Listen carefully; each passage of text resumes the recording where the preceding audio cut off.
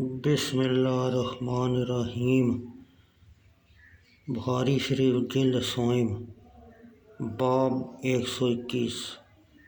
نبی اکرم صلی اللہ علیہ وسلم کا اپنی ازواج مطہرات کو چھوڑ کر ان کے حجروں کے علاوہ کسی دوسری جا سکونت فرمانا۔ معاویہ بن حیدہ سے مرفوعاً روایت مذکور ہے، ان سے تنہائی غار ہی میں ہو، اور حدیث اول جو حضرت انس رضی اللہ تعالیٰ عنہ سے مروی ہے وہ اصح ہے۔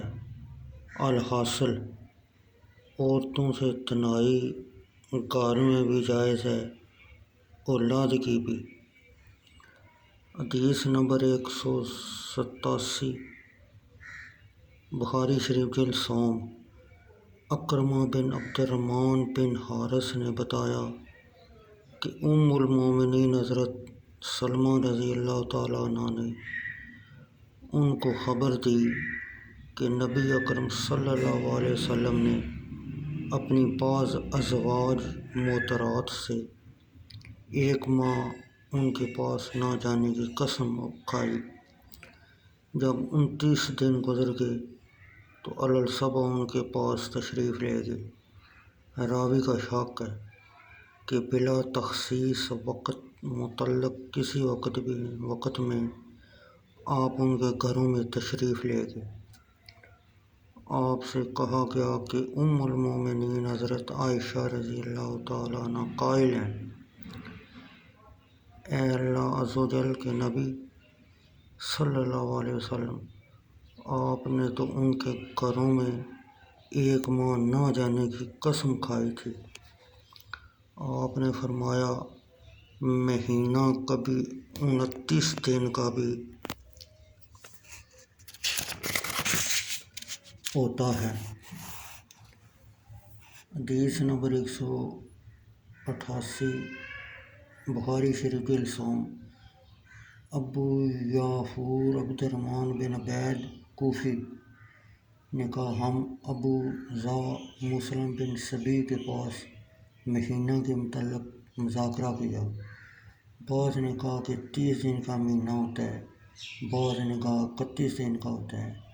ابو ذا نے کہا، ہم سے حضرت ابن عباس نے بیان کیا، انہوں نے کہا، ہم نے ایک دن اس حال میں صبح کے نبی اکرم صلی اللہ علیہ وسلم کی ازواج محترمات رو رہی تھیں، اور ان میں سے ایک زوجہ محترمہ کے ساتھ ان کے اہل عیال موجود تھے۔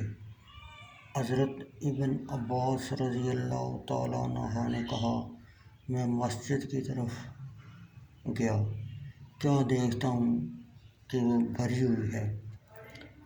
حضرت عمر بن خطاب رضی اللہ تعالیٰ عنہ آئے اور وہ نبی اکرم صلی اللہ علیہ وسلم کی طرف چلے گئے، جبکہ آپ بالخانہ میں تشریف فرما تھے۔